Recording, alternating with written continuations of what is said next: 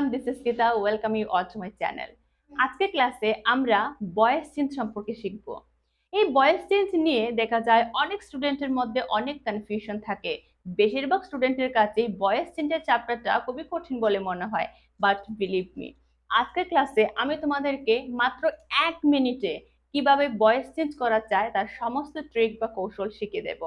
এজন্যই বলছি, তার মানে বুঝতেই পারছো যে আজকের ক্লাসটা কতটা ইম্পর্টেন্ট। ক্লাসের শেষ পর্যন্ত অবশ্যই দেখবে। তাহলে চলো আর সময় নষ্ট না করে আজকে ক্লাসটা শুরু করি। দেখো, সবচেয়ে প্রথমে যে কথাটা বলবো যে ভয়েস চেঞ্জ করার জন্য আমাদের মাত্র 2 বা 3টা রুলস মনে রাখতে হবে। কি কি? ভয়েস চেঞ্জের প্রথম রুলস হচ্ছে, আমরা জানি আমাদের ভয়েস 2 প্রকার থাকে। একটা হচ্ছে অ্যাক্টিভ ভয়েস, ওকে, এবং আরেকটা হচ্ছে প্যাসিভ ভয়েস। ঠিক আছে, এবার যখন অ্যাক্টিভ ভয়েস এবং প্যাসিভ ভয়েস মানে কি সেটা আগে বুঝো। দেখো, অ্যাক্টিভ ভয়েস মানে হচ্ছে যেখানে আমাদের সাবজেক্ট, অ্যাক্টিভ ভয়েস মানে হচ্ছে যেখানে আমাদের সাবজেক্ট নিজে কাজ করে। আর প্যাসিভ ভয়েস মানে হচ্ছে যেখানে আমাদের সাবজেক্ট, হ্যাঁ, নিজে কোনো কাজ করে না, নিজে কোনো কাজ করে না। কি করে প্যাসিভ ভয়েসে আমাদের সাবজেক্ট?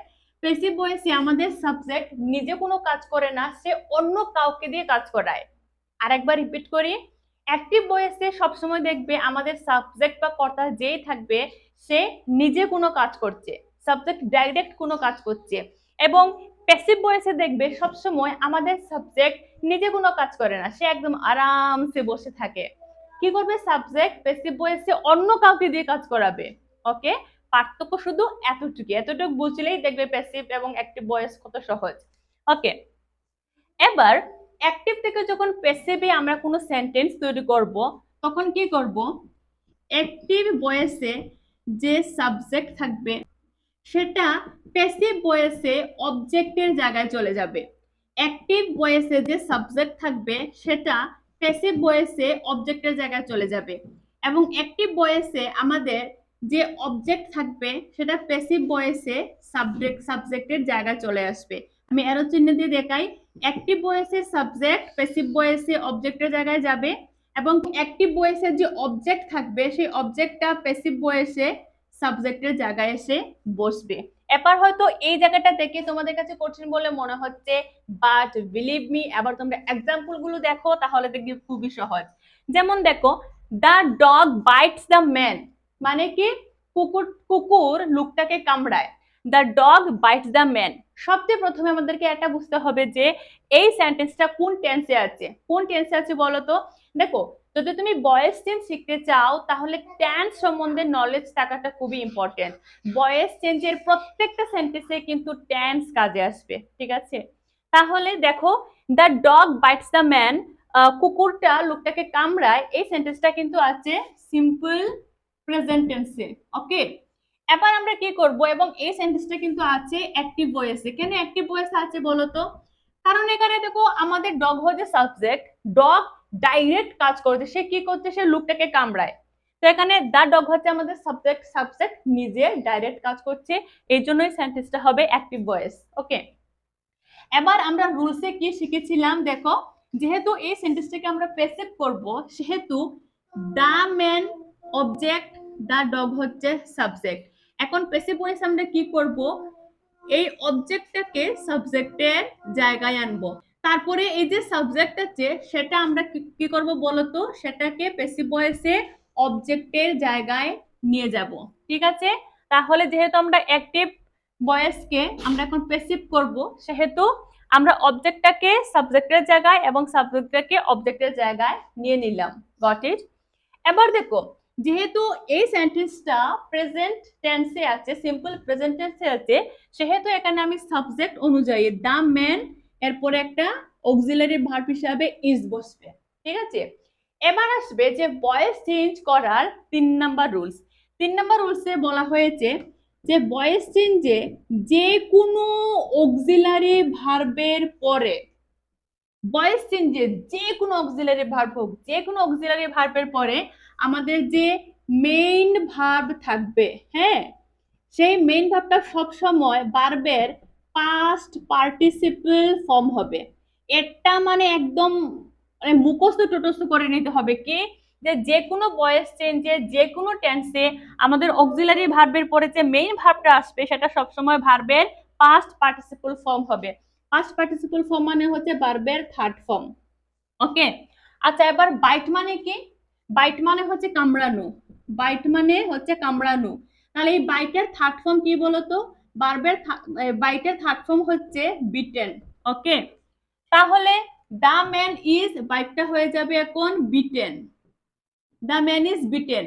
এবার ভয়েস চেঞ্জ করার 4 নম্বর রুল হচ্ছে যখন আমরা অ্যাক্টিভ ভয়েসের সাবজেক্টকে প্যাসিভ ভয়েসে অবজেক্টের জায়গায় বসাবো তার আগে আমরা সব সময় বাই বসাবো। দেখো আমি এখানে লিখে দেই, প্যাসিভ ভয়েসে অবজেক্ট এর আগে সব সময় আমাদেরকে বাই বসাতে হবে। খালি এই 4টা নিয়ম যদি তোমরা শিখে নিতে পারো দেখবে ভয়েস চেঞ্জের মতো সহজ আর দুনিয়াতে কিছু নেই। তাহলে দেখো, the man is bitten by the dog. যদি তোমাদের এই উদাহরণটা তোমাদের মাথায় ভালোভাবে ঢুকে যায়, একদম ক্লিয়ার হয়ে যায় কনসেপ্টটা, তাহলে দেখবে বাকিগুলো তোমাদের কিন্তু একটা থেকে বেসিক করতে মোটেও কনফিউশন হচ্ছে না। দেখো, দ্য শেফ কুকস ডিনার, কি হবে? ডিনার চলে আসবে সেন্টেন্সের প্রথমে, ডিনার। দা শেফ কোথায় চলে যাবে? সেন্টেন্সের শেষে। ওকে, এবার ডিনার। ডিনারের সঙ্গে আমরা অক্সিলারি ভার্ব হিসেবে ইজ ব্যবহার করব, কারণ এই সেন্টেন্সটা কি আছে? সিম্পল প্রেজেন্ট টেন্সে আছে, তাই আমরা এখানে অক্সিলারি ভার্ব ইজ ব্যবহার করেছি। দ্য ডিনার ইজ কুকস এর থার্ড ফর্ম কি? কুকড। আর আমরা এই অবজেক্টের আগে বাই বসাবো। ঠিক আছে, প্যাসিভ ভয়েসে এটা হচ্ছে প্যাসিভ ভয়েস, এটা হচ্ছে অ্যাক্টিভ ভয়েস। কি হয়েছে দেখো, dinner is cooked by the chef. আচ্ছা, দ্য শেফ কুকস ডিনার এর বাংলা অর্থটা হচ্ছে যে শেফ রাতের খাবার রান্না করে। দ্য শেফ কুকস ডিনার মানে শেফ, শেফ মানে রাঁধুনি। ওকে, তো শেফ রাতের খাবার রান্না করে। আমি এটা প্যাসিভ ভয়েসে কি বলেছি? Dinner is cooked by the chef, মানে রাতের খাবার শেফের দ্বারা রান্না করা হয়। ওকে, রাতের খাবারটা শেফের দ্বারা রান্না করা হয়। ওকে, এবার পরের সেন্টেন্সটা দেখো, the teacher writes the lesson plan. The teacher হচ্ছে এখানে সাবজেক্ট, রাইটস হচ্ছে আমাদের main verb, the lesson plan হচ্ছে এখানে অবজেক্ট। কি করব? ওই অবজেক্টটাকে সাবজেক্টের জায়গায় নিয়ে আসবো। দ্য লেসন প্ল্যান রাইটস মানে কি? এই সেন্টেন্সটাও কিন্তু সিম্পল প্রেজেন্ট টেন্সে আছে, হিসেবে আমরা ইজ লিখলাম। তা লেসন ইজ কি হবে? রাইটের থার্ড ফর্ম কি? রাইটের থার্ড ফর্ম হচ্ছে রিটেন। তারপর দা টিচার বসাবো আমরা, দা টিচারের আগে আমরা বাই বসাবো, বাই দা টিচার। ওকে, দেখো এখন সহজ লাগছে না? প্রথমটা কিন্তু কঠিন মনে হয়েছিল, বাট না সহজ লাগছে। The lesson plan is written by the teacher. Lesson প্ল্যানটা শিক্ষকের দ্বারা লেখা হচ্ছে। অ্যাক্টিভ ভয়েসে ছিল কি, যে the teacher writes the lesson plan, শিক্ষক লেসন প্ল্যানটা লিখছেন। প্যাসিভ এটা কি হয়ে গেছে? The lesson plan is written by the teacher. Lesson প্ল্যানটি শিক্ষকের দ্বারা লেখা হচ্ছে। ওকে, আবার পরের সেন্টেন্সটা দেখো, the chef prepares delicious meal. শেফ সুস্বাদু খাবার প্রস্তুত করছেন। তাহলে এখানে দ্য শেফ সাবজেক্ট, তারপর ডিলিশিয়াস মিল হচ্ছে আমাদের অবজেক্ট, প্রিপেয়ার হচ্ছে আমাদের মেইন ভার্ব। কি করব? প্রথমে সেন্টেন্সের প্রথমে ডিলিশিয়াস মিলস। এখানে দেখো ডিলিশিয়াস মিলস, সুস্বাদু খাবারগুলি, মানে এখানে আমাদের সাবজেক্টটা প্লুরাল নাম্বার আছে, এবং এই সেন্টেন্সটা কিন্তু অ্যাক্টিভ ভয়েসের সেন্টেন্সটা আছে সিম্পল প্রেজেন্ট টেন্সে। এই সেন্টেন্সটাকে যখন আমরা প্যাসিভ করব তখন দেখো দা শেফ এই সাবজেক্টটা ছিল সিঙ্গুলার সাবজেক্ট, বাট যখন ডিলিশিয়াস মিলস বলেছি তখন কিন্তু মিল হলে সিঙ্গুলার, সঙ্গে একটা এস দিয়েছি মিলস, এই জন্য সাবজেক্ট প্লুরাল হয়ে গেছে। তার জন্য এখানে আমরা অক্সিলারি ভার্ব হিসেবে আর ব্যবহার করব। প্রিপেয়ার্স এর থার্ড ফর্ম কি? বি3 ফর্ম কি বলতো?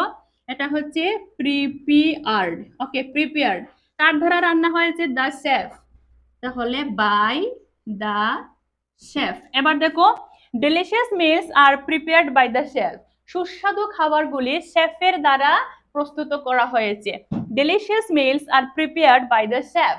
ওকে, আচ্ছা একটা জিনিস আমি বলি তো, যেমন the chef prepares delicious meal, এই সেন্টেন্সটা ঠিক আছে একদম, বাট যখন তুমি ইন প্র্যাকটিক্যাল লাইফ যখন বলো যে সুস্বাদু খাবারগুলো রান্না করা হয়েছে শেফের দ্বারা, এভাবে শেফের দ্বারা অ্যাকচুয়ালি কেউ বলে না।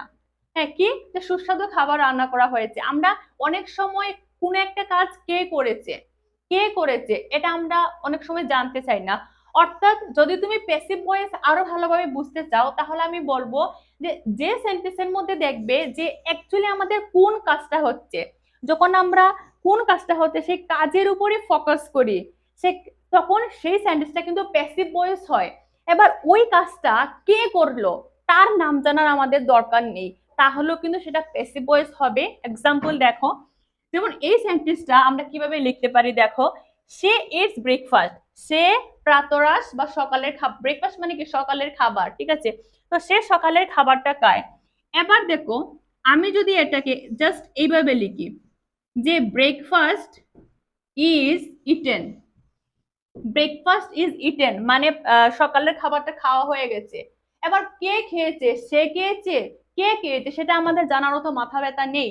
এই জন্য বলছি যে সব সময় যে এখানে দেখো আমাদের এই জায়গাটা লিখতে হবে, সি এর বদলে হার হবে এখানে, হ্যাঁ। তো আমি যেটা মনে করি পার্সোনালি যে এখানে সব সময় এই যে বাইয়ের পরে যেই আসুক, এই বাইয়ের পরে এই অংশটা কিন্তু আমাদের না লিখলেও হয়। যেমন প্রথম সেন্টেন্সটা দেখো না, the dog bites the man, হ্যাঁ, কুকুর লোকটাকে কি করেছে, কামড় দিয়েছে। এখন যদি আমি এইভাবে বলি যে দ্য ম্যান ইজ বিটেন, লোকটাকে কামড়েছে, এখন কে কামড়েছে, কুকুর কামড়েছে, গরু কামড়েছে, মহিষ কামড়েছে, বাঘ কামড়েছে, সেটা কে জানতে চায় বলো তো। জাস্ট যদি তুমি এরকম বলতে চাও যে লোকটাকে কামড়েছে, কে কামড়েছে সেটা আমাদের জানার দরকার নেই। তো আমরা কিন্তু প্রত্যেকটা সেন্টেন্স এই এতটুক মানে বাইয়ের পরে যে অংশটা থাকে সেই অংশটা আমরা ভয়েস চেঞ্জের রুলস অনুসারে শিখেছি, বাট এটাকে যে সবসময় বলতে হবে এরকম কোনো কিছু নেই। আমরা জাস্ট এতটুকু বললে হবে, যেমন the man is bitten, dinner is cooked, the lesson is written, delicious meals are prepared, breakfast is eaten.